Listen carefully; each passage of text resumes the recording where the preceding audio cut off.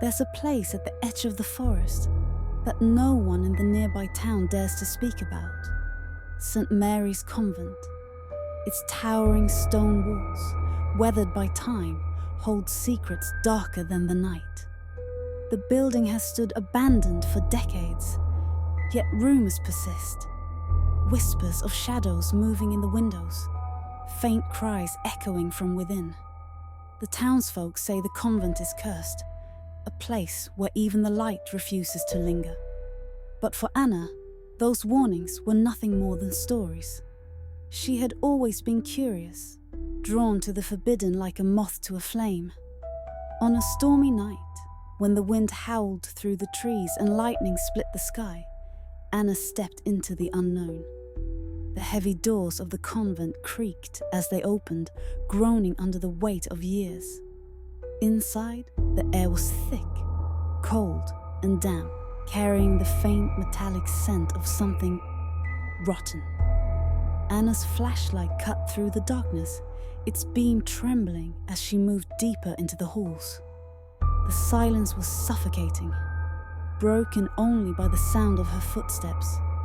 The walls seemed alive, their cracked plaster forming shapes that resembled screaming faces. The further she went, the stronger the feeling grew, that she wasn't alone. In the center of the main hall, Anna's light fell upon an altar. It was ancient, draped in tattered cloth and covered in a thick layer of dust. Atop it sat a Bible, its cover darkened and edges stained with what looked like dried blood. Curiosity overcame her fear as she reached out to open it. The pages were fragile, their brittle texture crumbling under her fingers. Scrawled across the first page were words that sent a chill down her spine. Those who disturb the silence shall meet her wrath. The air shifted. It felt heavier now, colder.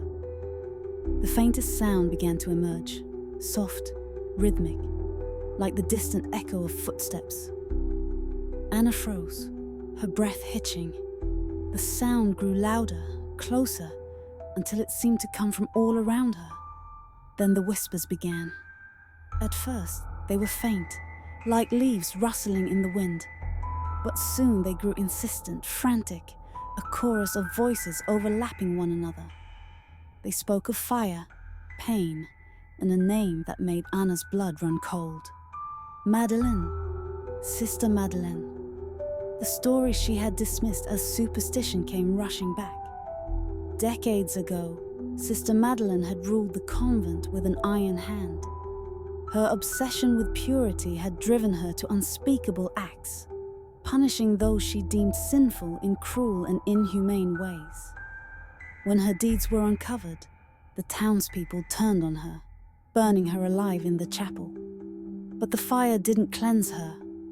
It only unleashed something darker. Anna tried to move, but her body felt rooted to the spot.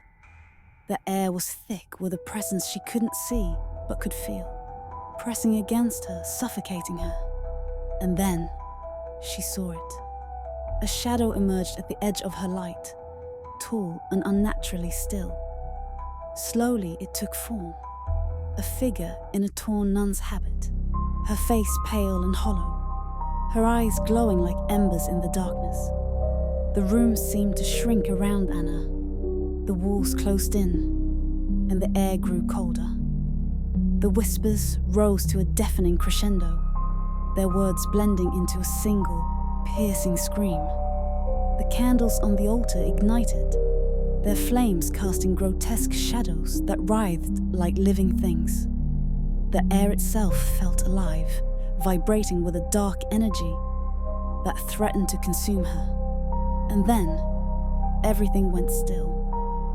When Anna's friends found her hours later, she was kneeling before the altar, the Bible clutched in her hands.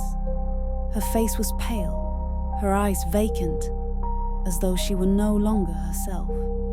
They called her name, but she didn't respond. She was murmuring something under her breath, over and over again. When they leaned closer, they realized it was a prayer, one they didn't recognize. As they pulled her to her feet, the chapel doors slammed shut behind them with a force that shook the ground. The sound echoed through the halls, followed by a faint, eerie laughter. Some say St. Mary's Convent doesn't just trap the souls of the damned, it transforms the living into them. Would you dare to step inside St. Mary's Convent? Or would you risk leaving the silence undisturbed?